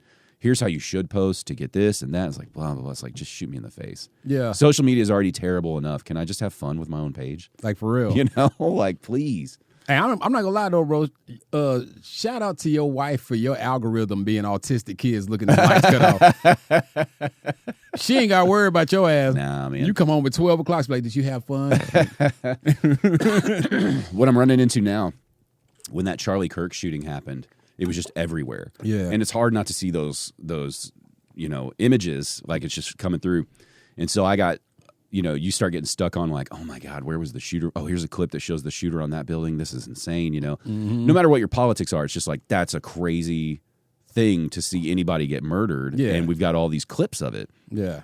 And so now my algorithm's like full of just political stuff. And I'm like, I got to get this out. Got to get this back to what I was doing. Because, that's its own little echo chamber. It's like, we all have our stuff. I'm not getting into that. But, it's like, no, my social media page was fun. It was that kind of stuff, like the autistic kid flipping lights off. It's like, we're getting back to that, but it's going to take me like a month or two to get all this other stuff out of there. You don't want to see my algorithm right now. My algorithm is ridiculous right now. Yeah. I had to tell, my algorithm was so bad on what I had going on that I had to just tell my girl, I was like, baby, let me tell you what I did the other day, and now I'm stuck with this. Like, I know you can say whatever you want to say on your podcast, bro, but I don't even want to say. Don't do it. Yeah, my algorithm's ridiculous. It's getting fixed, though. Well, at least you squared it up with her. Well, yeah, I had to because, your girl. You're going to be scrolling on the couch, and it's going to come up. Yeah, and it's like, hold on, wait, go back to that. Like, damn, my whole For You page is full of that. There's a bunch of those skits where it'll be like guys and girls at a party, and they'll be like, wouldn't it be fun if we just look at our like explore page, and all the guys just get like nervous and sweaty. That's my favorite thing. I'm glad I could just tell her, bro. I'll tell you what, in your defense, in our defense as men, they force feed you that shit non-stop. Yeah. Even if you aren't looking at it. It's like if one comes through your feed, and I'm convinced the cameras now, they like track your eyeballs to see if you it's like if one rolls through your feed, they're like, you like that? Here's 40 more. And you're like, okay. But whatever, man. And just the amount of women on OnlyFans just throwing stuff out on social media, you're like, I remember when the internet was just like, I could check out like new bands and like cool cars and shit. And I'm not gonna lie, that's how I know I'm getting old. Yeah. Because now I'm just like, put some clothes on. Right. Well, you know, our new kid, I've got a little girl now. So my whole life's probably going to shift on how I view these things from now on, you know. Do you have how many kids do you have? I got a son. Son, yeah. Yep, 16. Oh, yeah. Well, you got to worry about him from another angle then. Yeah, he's looking at OnlyFans. Yeah, you're just like, listen, man, you got life ahead of you. We need to stay out of trouble. Yeah, for real. I mean, that's got to be tough, though, his age with all this access. I wouldn't be surprised if they're, because it's so weird, man, because I was such a bad kid. Not like bad, like getting in trouble. I just mean like watching shit and getting into stuff. Like sometimes I look at my son and he just be chilling. Like, dude, what the fuck you doing? Like, a nerd. Yeah, go do some shit. Where the girls at? Yeah. Well, that's good though. No, it is good. I literally just had a conversation with my son. You know, he's in kindergarten. Mm-hmm. He's just now seeing that like you have friends that get you in trouble and you have friends that don't. And I grew up, you know, small town with the friends that like they got in trouble. Yeah. And they got in way more trouble than me, but I was always with them and I was getting in smaller trouble, but way more than I should have. And I was trying to have this conversation, you know, with a 5-year-old about like, you know, I had bad friends that made me make bad choices. And I'm like, God, first of all, I sound so fucking old. Yeah. But it was like, all of a sudden he's looking at me different. He's like, you were a bad kid? And I was like, yeah, I mean, kind of. Yeah, I was. And so it's like, life's going to be better if you're not. And I'm like, damn, I sound old again. But, you know, you do start thinking about this. Like, man, I'm kind of happy that he's lame. Yeah. You know what I mean? It's like, because we can make you cool later. Don't worry about that. But yeah, man, it's weird. It's weird because when I was a kid, it's like none of that seemed wrong. I was having the time of my life. Yeah. That was all great. But now you look back and you're like, damn, I wonder what I could have achieved if I had like locked in and focused more. Man, I think about it all the time. Right? You know, All the just time. if I had somebody chirping at me saying like, hey, that's noise. Get rid of that. Focus on this, you know? Yeah. But I mean, that's life, you know? That's the way Yeah. it goes. But yeah, I Well, definitely. that's why we live through our kids. Dude, I'm telling Take you. your ass to school, be a doctor. Right. Yep. I know. I can't wait till he's old enough for me to go like, look at the taxes we're paying so that you go to a good school. All right. We could have got a nicer home somewhere else. Okay. Instead, we got this small home in a good school district. Bro, I'm not gonna lie to you. Real shit. So my son, so he's a junior now. Last year, he got into it with this dude, and him and so my girl's son and my son, they're the same exact age, and they go to school together. So my son got into it with this dude. My girl's son don't play that shit. My son is kind of like, you know, he's real chill. He ain't even trying to fight. Big ass dude. Well, they jumped the shit out of this dude. Now, before this fight, my son was like, I don't really know if I want to go to college. I don't really know this, and this. Man, they beat the shit out this big ass dude, right? They end up having to go to juvenile. Oh no. Man, so this was serious. This shit was serious. Man, my son got out of juvenile, was like, hey, Dad, I think I'm going to go to Baylor so I can be a doctor. Yeah. I said, well, shit, okay. See, and that's part of what I wonder too. It's like, man, how much do I want to let him make some mistakes? Because at the same time, like one of my relatives, they ran away from home when they were 17, right about to be 18. So the parents were like, well, they're almost 18. Let them go. Let them figure it out, you know? And they were like living with their boyfriend, lying to their parents about why they were out of the house and all that. And those parents caught on. They kicked them out too. And next thing you know, they're living on their own, shitty apartment. You know, they're working jobs like Sonic, Ross Dress for Less, you know, making no money, eating spaghetti every night. And, you know, the family's worried about the relative. They're like, you know, they're fucking up their life. They're throwing this stuff away. And the father was like, let them figure it out, you know. And sure enough, it was like a couple of years. And then that person went and got an education. They're like, I'm fucking tired of being poor. Yeah. I'm so sick of this, you know. And that motivated them. And now they're more, you know, successful than a lot of the family members. They're making a high income. They got a good education and a trade that actually makes money, not just some bullshit degree, you know. And so then you wonder, it's like, man, how much do I want to like motivate you to not ever be in those positions? But then a little bit of that struggle, it really like just being hungry a little bit really balances your perspective of what's, they don't want flashy cars. They don't want all that bullshit. They know what it's like to not have money. Yeah. And it's like, man, those are also great lessons. It's like as bad as that was to go to juvenile, that really refocused you. Yeah, because he got around all those other kids and realized you saw some real scary kids probably too. I'm not supposed to be around this. Yeah. When I was in high school, I'm not going to say what it was, but I had to go to alternative school for, I can't remember if it was like 6 weeks or a half year. It was a short time. It wasn't a full year. And I just remember sitting in there thinking like, fuck, these kids are so stupid. Yeah. Like I'm on another level.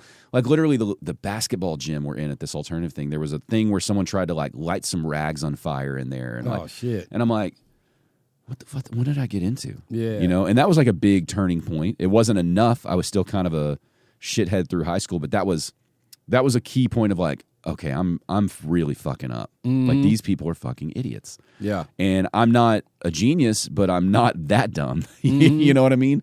And, I'm glad I went through that a little bit, but then I think, man, if I had just made different friend choices early, could I have avoided all of that and still had that perspective? Yeah. But you never know, right? Grass is always greener. I don't know. Yeah, I think my main thing that I just try to focus on, like with my son, man, like I told you, he's been with me since he was 3. So, like, I've been I'm an open book. I was raised this way too. My parents didn't hide shit from me. And I think with him, the only thing I can give him is my truth. And whether it's drinking alcohol too much, whether it's doing all this stuff, like I even told him, I was talking to him a couple weeks ago, I said, dude, you're 16. You're not technically supposed to drink till you're 21, right? I said, you see me telling you I'm going to quit drinking all these times, and then you see me drinking. I said, why turn 21 and then start doing some shit that you seen your dad not be able to quit? Yeah. You know what I'm saying? Yeah. Like, there's so many things I've done. I just tell them, why hide something from my kids? You hide stuff from your kids, you really just teach them how to hide shit. It seems like that's a good way to go. Just because they're going to find out you're full of shit eventually. Eventually, they're going to be smart enough to know you're lying. Well, think about it. Your son's 5, right? Yeah. So you've known your son for 5 years. Your son's known you for 5 years. So when you bullshit your son, he knows you're bullshitting. That's true. Yeah. I haven't thought about it like that. Yeah, they know. I'll mess with him on small things, like he'll be like, where are we going? I'll be like, oh, I don't know. And he'll be like, yeah, like, that kind of stuff too. Yeah. So you're right. Even though it's more innocent, it's like he's already picked up on a lot of my cues already. Yeah, so when they hit 12, 13 and we want to hide stuff from them and all that, all we're doing is teaching them how to hide. Yeah. That's a good point. Yeah. I mean, I was trying to be honest with him the other day. Like, hey, man, I got in trouble. I had bad friends. And it blew his mind. And so I guess that already going that route a little bit. But it's hard, too, because you don't want them knowing, like, you fucked up so much. Yeah. What are you mad at me for, Dad? You told me that you were in... Exactly. I should have told you shit. I was just having that conversation with my wife about drugs. Like, not my kids using drugs, but just, like, the country. Because when you find out, Prohibition went on for like a decade and it didn't stop anything. It just made things a lot worse. And then when they brought it back legally, they put all these restrictions on it, which actually made it a lot safer. But you're still going to have people that become alcoholics and have problems, right? Yep.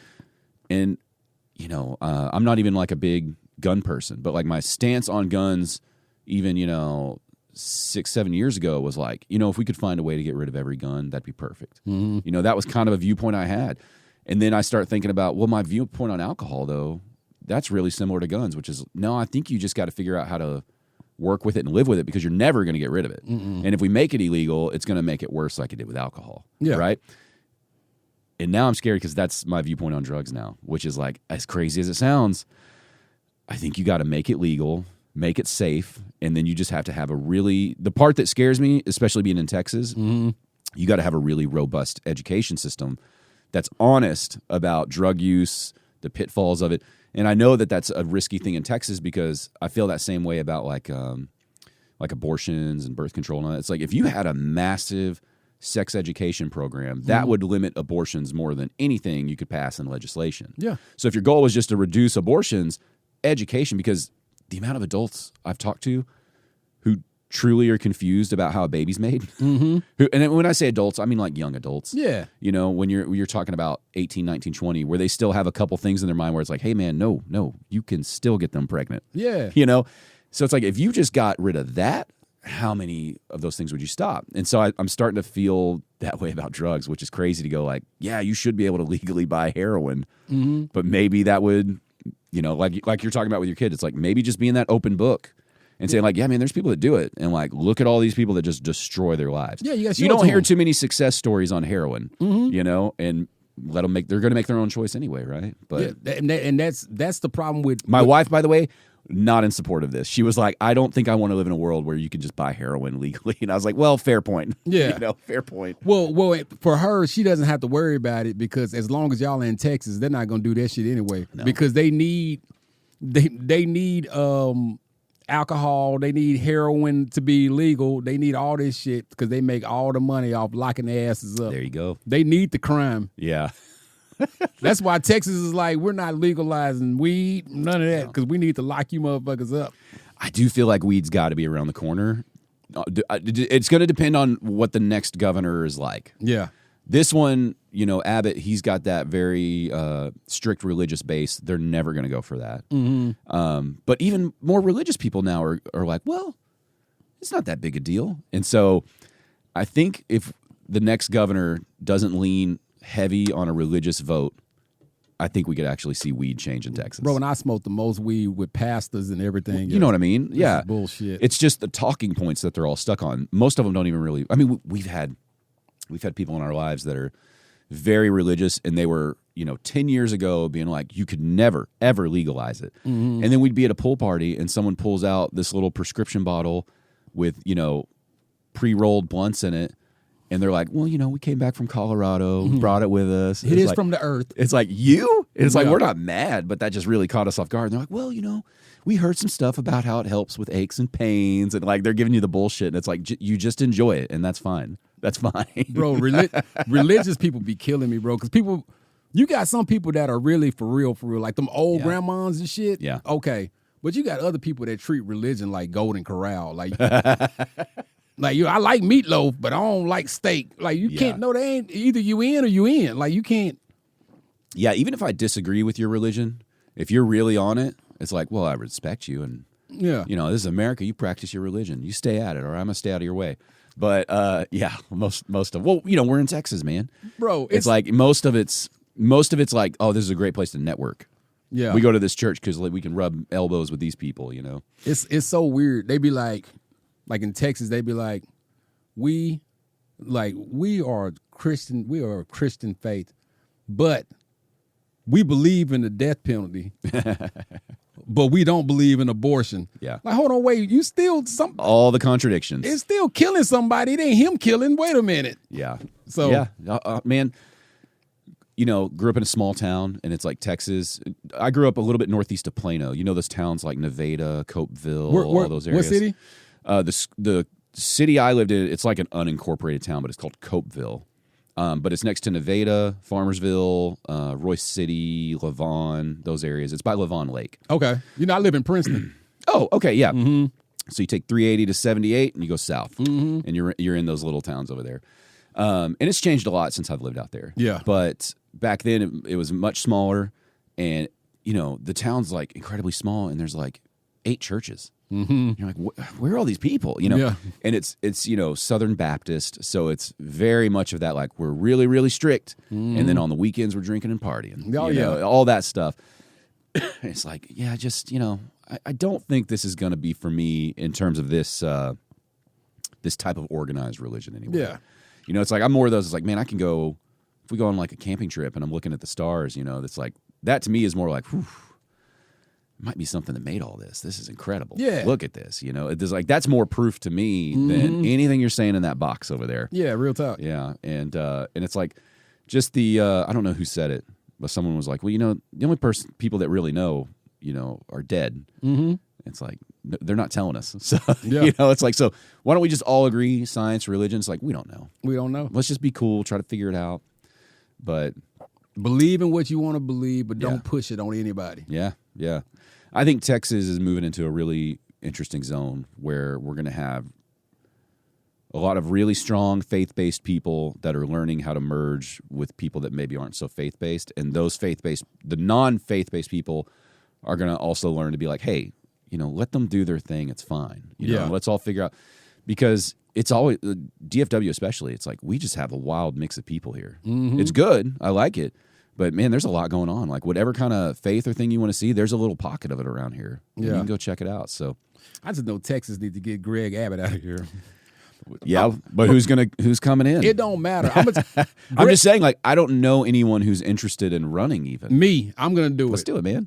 I'm announcing it right now. What about Mark Cuban? Can we get Mark Cuban in on this? No. Mm-mm. Mm-mm. Well, if you want him out, do you still want a more conservative person, more liberal, or I don't care, just somebody else? I don't care. Yeah. I don't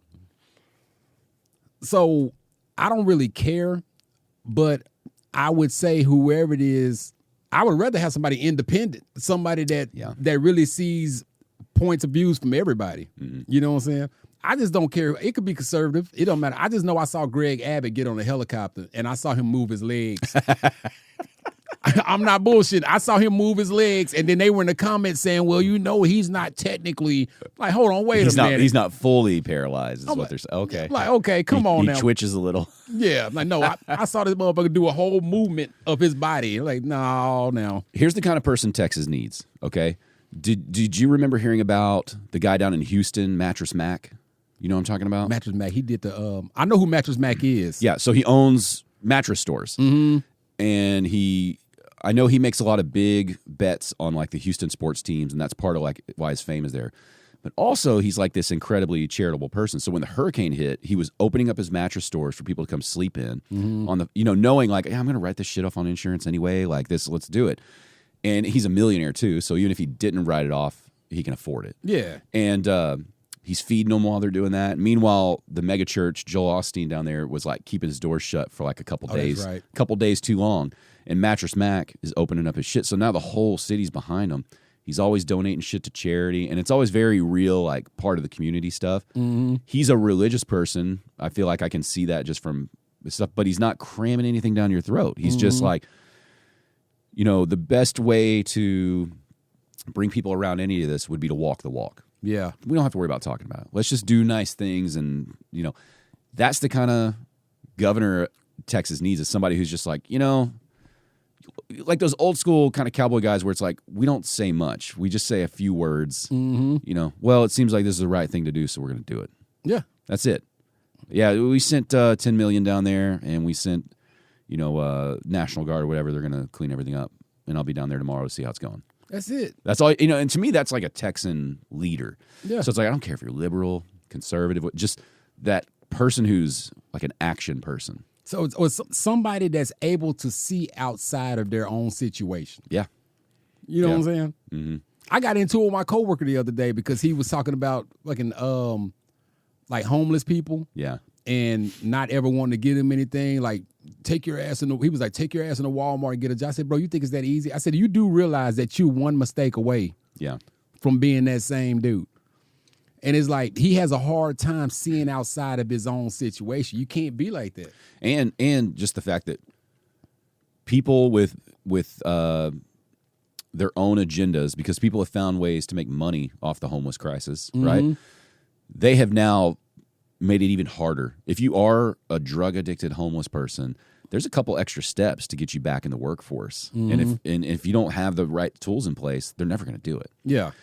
So yeah, there's a couple people where it's like, you're probably a lazy piece of shit and you could just get to work. Yeah. But there's a huge chunk of people where it's like, man, first of all, we're going to have to literally clean them up. They're filthy. Mm-hmm. Second of all, we're going to have to get them off whatever substance they're addicted to right now. Yeah. And it's like, then we can find out, are you actually crazy, or have you just been living on the streets for a year? And that is its own kind of crazy, I'm sure. And that's what he was having a hard time understanding, because that day I had went to lunch and I had cash on me, and there was a dude standing right there at the street light. Yeah. And I had $7, so I gave him $7.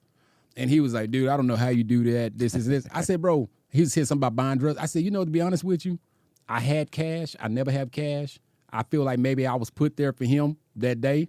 I gave it to him. I said, if he wants to go buy some crack with that $7, that's him. Mm-hmm. That's not my job to try to figure out, let me follow you to go see what you're gonna do with this $7. Like, bro, $7 ain't shit. Just take it. Yeah. If that's gonna help you sleep outside tonight, is getting some drugs. I'm not the police. Do your thing. Because I would want people to look out for me. Yeah. Well, and just whatever happened to a good old helping of like, just mind your own business. It's not your $7.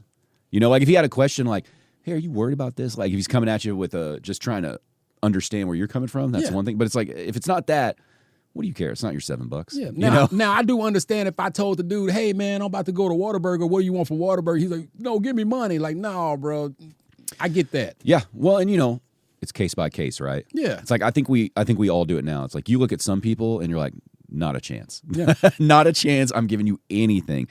And then, I mean, it is weird though, man. Like homeless people now, first of all, there's so many more. But I don't know if I just didn't see it when I was younger because, you know, I've always been around Dallas area, but like Deep Ellum even, it's like I remember in Deep Ellum there'd be a couple people where they were just like older people. They were pathetic. You know, you could just see they're hurting. And they got their little spiel that's a scam. But you know, it's like they're just, look at them, they're wasting away. They're really that hungry. They're just trying to get something. Yeah. And there's no chance this person's ever getting a job, even at like, you know, Dollar General or something. Everybody's standards are too high for this person right now currently. Yeah. And it's like you believe their story. So it's like, yeah, here's a couple bucks. What do you need? I'm going into 7-Eleven, you know. Now there seems to be like so many more aggressive homeless people where you're just like, fuck, are you going to hurt me? Like, I don't know if I can walk on this side of the sidewalk right now, especially like since I got married and had kids. I think I just see it more now. I think maybe when I was younger and single, I had blinders on because now you're thinking like, fuck, man, am I going to have to like get stabbed so my wife and my kids can get to the car? You know, if something goes sideways here. And I hate thinking that way because you don't want to like dehumanize everyone. You know, I don't want to look at people like that, but you gotta be aware. You gotta be careful. But it does feel like, God, man, so many more of y'all feel like you're on the verge of snapping. And I feel like I didn't used to see that as much. Bro, I'm not gonna lie to you. I use location to decide whether I'm giving you money. That's bro, you're not gonna be homeless out here in Frisco and me not think how the fuck you get here. That's a good example, yeah. Like, well, how are you right here off the tollway, bro? You didn't walk all the way up the tollway. And if you live in Frisco and you became homeless, I'm pretty sure you're going to find your way up out of here. Yeah. I might be a little more biased because I'm seeing more Dallas homeless people. Yeah. And Dallas, some of the Dallas homeless people, I mean, we have this poor woman in our neighborhood, actually.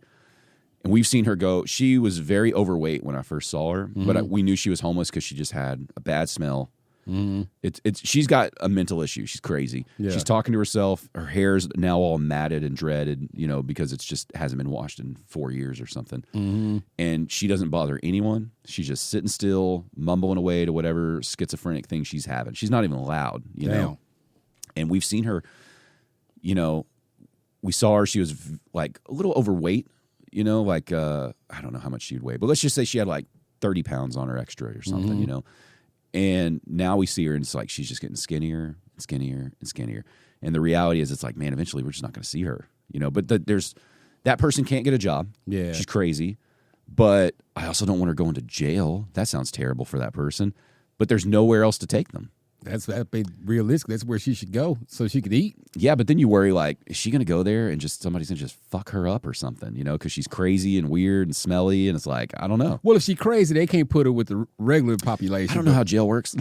Well, you know? Well, they do need to have more places for yeah. They can clean the streets if they wanted to. There needs to be a spot for that person to go because it's like, clearly, they can never function in society, but we don't need them living like a street rat out here. Yeah. You know, like this is horrific. And it's like, what do I do? If I call the city, they don't do anything. Nothing. And it's like, I'm not even sure if I give her food, if she'll take it and eat it. I think she's on another planet right now, you know? And thankfully, nobody bothers her. Nobody runs her off. But it's that type of smelly where you're 20 feet away and you're like, whew, it's lighting me up already. Damn, it's like that? It's like that. Whew. You know, and it's just like, they got to do something. They got to figure something out about this, you know, because that's way different than that person where it's like, are you going to stab me? Yeah. You know, what drugs are you on? But I mean, I don't know. I don't even know how you begin to fix that. I think, and that's why it's like, if you want to give the $7, go ahead. Yeah. If that's what you want and you can spare it, go for it. Bro, every now and then, if I see somebody, but hey, man, you want something at the store? Hey, so-and-so, you want a beer? What kind of beer you want? I'm bring you a 40 ounce. Fuck it. I'll bring in a chili dog. Your stomach gonna be fucked up, but Can I tell you the last homeless person I helped? But I was an asshole about it, and I didn't mean to be. what Because here's the thing, I don't mind when it feels. It was this guy. It was a hot day in the summer. He's in front of this Quick Trip. We're on the way to a soccer game. I'm pulling in just to get like some water for the game, and he's out front. He's not bothering anybody. He's asking for food or whatever. So I'm like, all right, I'll hook him up. Buy him a big old bottle of water. But the dick side of me is like, I don't want to have a conversation. I don't want to engage. I want to give it to you, and then I want to get in the car and go to our thing because we're also in a little bit of a hurry. And so, he says something that I think is just like oh, thanks, whatever. And I'm like, yeah, no problem. Have a good one, and I'm moving on. And then when I get in the car, I see him talking to somebody holding the water I bought him, and they're like holding it up.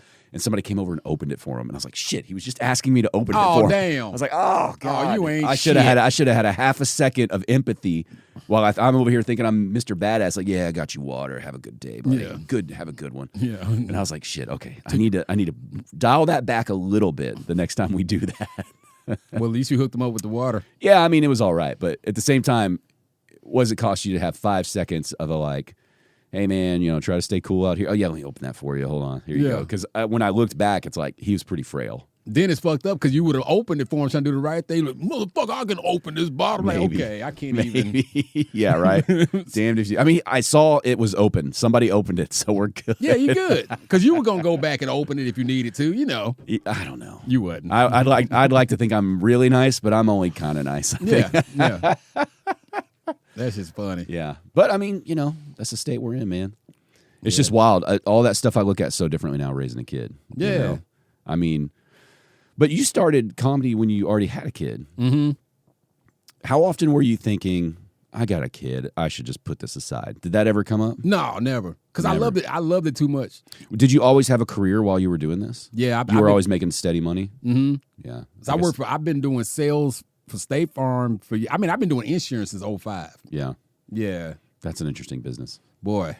It is. But the good thing is, are you like selling policies? Yeah. Okay. And that's a good thing because my job will never go away. Why do you think that job's safe? Because you're always going to need insurance. Yeah. There's always going to be insurance. Do you get worried about them ever just like making a clickable website to do, or is it too complicated that you need somebody to walk you through it? Well, for me, I'm lucky because I work for State Farm. Mm-hmm. State Farm is still big on the person-to-person relationship. Okay. You got the Geicos and Progressive. That's all the online stuff, But I love my job because I'm able to sell people policies for more than what they're paying with Progressive just because of this. Because some people still appreciate the one-on-one. Because ain't nothing worse than press 1 for this, press 2 for this. Dude. But it's coming in different ways. Like, I'll talk a little shit here. Mm-hmm. Torchy's Tacos. Uh-huh. They're dropping kiosk in there now to order all your food on. You for real? Yeah. And it's like, man, we love going there. But it's what really pissed me off the most, though. Again, old people shit. Yeah. But it's not okay. Fine, you're moving to a kiosk.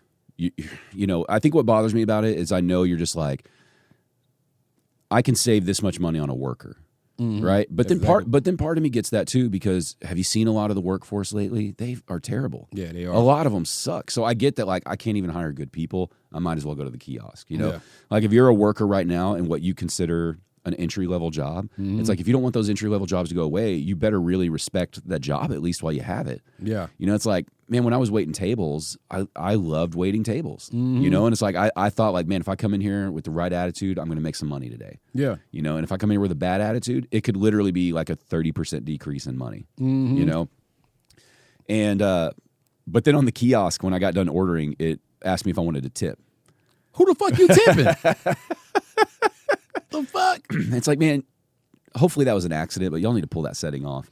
But it's like, man, why can't I just order a taco from somebody? Yeah. I want that neighborhood interaction, even though Torchy's is a little bit of a chain. It's like I do want to see some of the same people and be like, hey, good to see you, and how you doing? Because we'll go to the same places once a week, and I don't know. No, bro. It's all going that route. If I'm ordering from a kiosk, Torchy's ain't cheap already. Right. You're going to take $3 off my shit.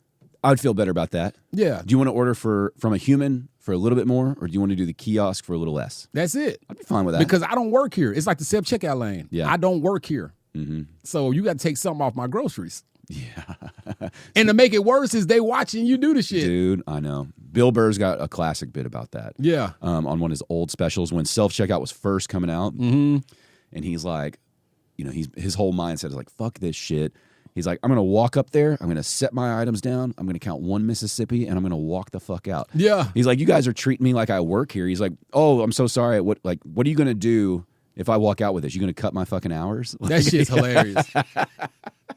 But that was only 10 years ago, and now it's just everywhere, like especially post-COVID. Yeah. But it's weird. I used to think, I'll never do that self-checkout. I'll never do it, you know?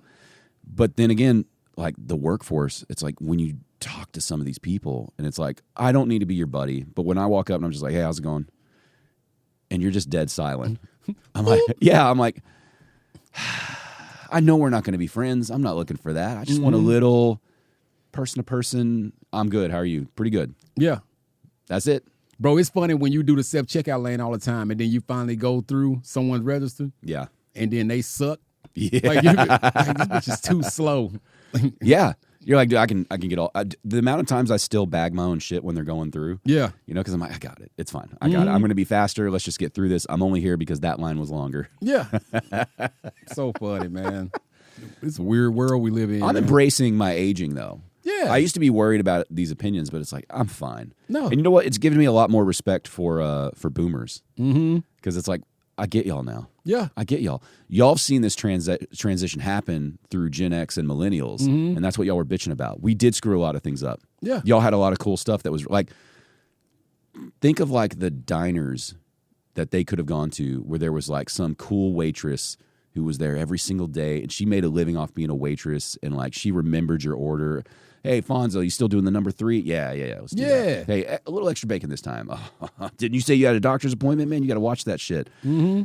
All that's dead. Dead. Gen X, millennials, we had a part in killing that. And then now the next generations are killing all the shit we loved. It's like, I get y'all now. Y'all lived in a time where shit was really good. It's really, and it's still really good now.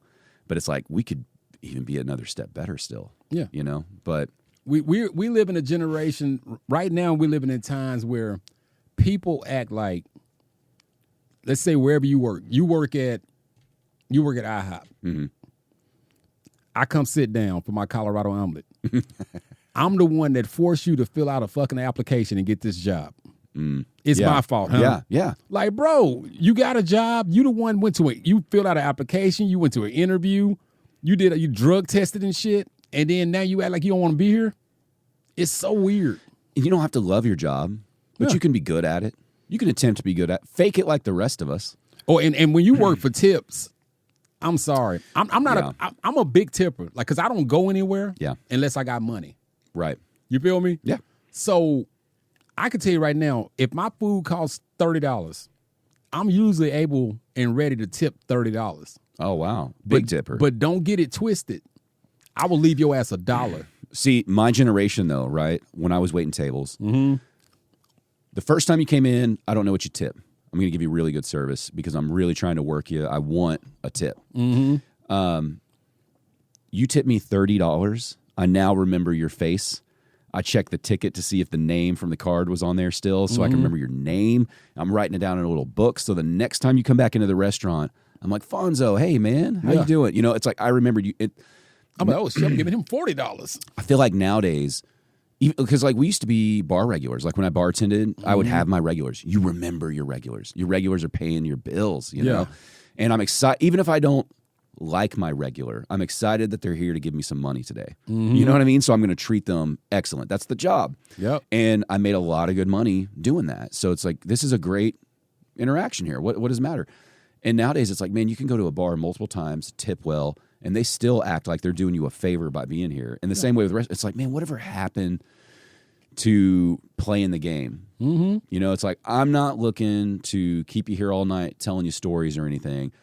Could you just please remember that I like, a whiskey on the rocks? We've been here 10 times. Yeah. Like, you don't have to remember my name, but like now the couple of bars that we go to, like the little hole in the walls in our neighborhood, they've got bartenders that are from like that Gen X generation, and they're like life for bartenders. This is their career. Yeah. You walk in the door, they don't remember my name, they don't remember anything about me, but they still are like, "Hey man, good to see you again. Where are you sitting at? I'll be over there in a second." And it's like, that's all I need. That's it. all. Make me feel like I'm at Cheers a little bit. Yeah. You know, and I don't know how you show the newer generation the benefit of that, because I think they're all so jaded that shit's so expensive and they'll never buy a house. You know, I think they can't hear anymore like, if you work harder. Yeah. You know, and so it's like, yeah, but there is some truth to that work harder thing. Like, it's not going to solve every problem, but it'll solve several problems. Yep. You know, but they're tired of hearing it, and I don't know how you convince them. You know, they just look at you like you're out of touch, and so it's like, well, you guys will figure it out, I guess. I don't know. Bro, I'm not going to lie to you. 43 is kicking in, and either I'm about to piss in these black pants. Oh, yeah. Well, look, I've had you in here a good amount of time, man. I appreciate it. Bro, I got to pee so bad. No. Let's cut it off. Where do you like to put your shows and everything? Instagram? Yeah, I put them on Instagram. Yeah. I do Facebook and Instagram. What's the handle for Instagram? Fonzo is a trip. Fonzo is ISA trip. TRIP. All right, man. Anything else you want to throw out there? No, man. If y'all don't follow me, please. I need followers. I'm trying not to quit comedy. Don't quit comedy. You always got shows going on. I see you on stuff all the time, man. I do plan on quitting my regular job here soon. Get after it, man. July. So, you know, I set... You going comedy full time? I got to. I set tasks to call people that I've tried to quote in the past. Yeah. I usually set tasks for like 6 months out. I haven't put a task past July 1st for the past 3 months. I said, July 1st, I'm done. There we go. Comedy full time. Just 13 go years get it. in. Let's go. My son to be a senior in high school. Yeah. It is what it is, bro. I got to go get it. Just bring the stool with you. I got to bring the fucking stool. Hell yeah. Thanks, Fonzo. Hey, appreciate it, boss. The I'm a Fan of podcast, music, comedy, and more.